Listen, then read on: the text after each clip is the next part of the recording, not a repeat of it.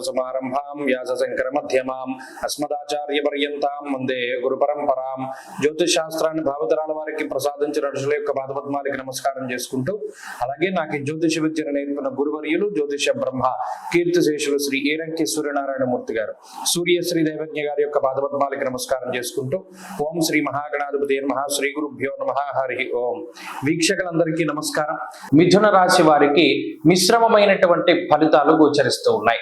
రాశ్యాధిపతి అయినటువంటి బుధుడు, అలాగే జన్మరాశి స్థిత శుక్రగ్రహాలు ఈ రాశి వారికి చాలా అనుకూలంగా ఉన్నాయి.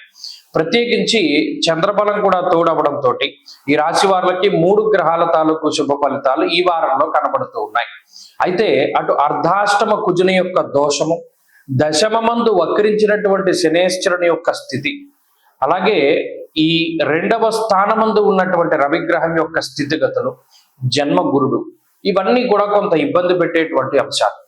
భాగ్యస్థాన స్థిత రాహువు కూడా కొంత ఇబ్బంది పెట్టేటువంటి గ్రహంగానే మనం చూడవచ్చును. అనగా ఈ గ్రహస్థితి అంతా కూడా కొంత ఇబ్బందికరమైనటువంటి పరిస్థితుల్ని, అనగా ఏదైనా ఒక పని ఉంటుంది, తేలికగా పూర్తి అవ్వవలసినటువంటి పని చాలా శ్రమతో కూడి ఉండి చాలా ఎక్కువ కాలాన్ని తీసుకుంటూ ఉంటుంది. ఇది మిథున రాశి వారిలో ప్రధానంగా కనబడేటువంటి అంశం.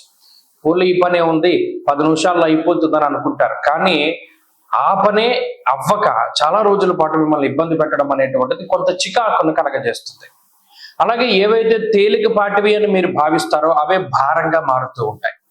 చిన్న చూపు అనేటువంటిది పనికిరాదు, వాయిదా పద్ధతి అనేటువంటిది పనికిరాదు. ఏదైనా ఒక పని చేయాల్సి వచ్చినా అది చిన్నదైనా పెద్దదైనా త్వరితంగా పూర్తి చేయవలసినటువంటి పరిస్థితుల్లోనే ఉండాలి. ప్రత్యేకించి శుక్రుడు గాని బుధుడు గాని లౌకికమైనటువంటి జ్ఞానాన్ని ఇస్తారు, అనగా కూలంకుషంగా ఒక దాని గురించినటువంటి పరిజ్ఞానాన్ని ఇస్తారు. అది తెలిసినా కూడా మనం బద్దగించడం అనేటువంటిది అది మన స్వయంకృత అపరాధమే అవుతుంది. ఈ విషయాలను దృష్టిలో పెట్టుకోవాలి. ఉద్యోగపరంగా ఒక అడుగు ముందుకు వెయ్యాలి అంటే వేసేయగలగాలి, వెయ్యకూడదు అంటే ఆగిపోవాలి. అంతేగాని ఎటు కాకుండా మధ్యలో ఉండిపోకూడదు. అయితే ఇక్కడ ప్రధానమైన సమస్య ఏంటి అంటే జన్మగురుడు, 2వ స్థానమందు రవి, చతుర్థ కుజుడు. అటు మీకు వచ్చేటువంటి ఆలోచనలు చాలా ఇబ్బందికరంగానే ఉంటాయి, దాని రిజల్ట్ లేదు. ఇతరులు ఇచ్చేటువంటి ఆలోచనలు, ఆ సలహాలన్నీ మిమ్మల్ని ఇబ్బంది పెడుతూ ఉంటాయి.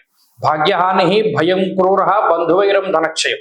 అటు బంధువులతోటి తోబుట్టువులతోటి పడనటువంటి వాతావరణం ఉంటుంది. అంటే ఇక్కడ మనం ఏమైనా ఒంటరి అయిపోయామా అనేటువంటి ఫీలింగ్ కూడా ఈ రాశి వారిలో కలుగుతూ ఉంటుంది.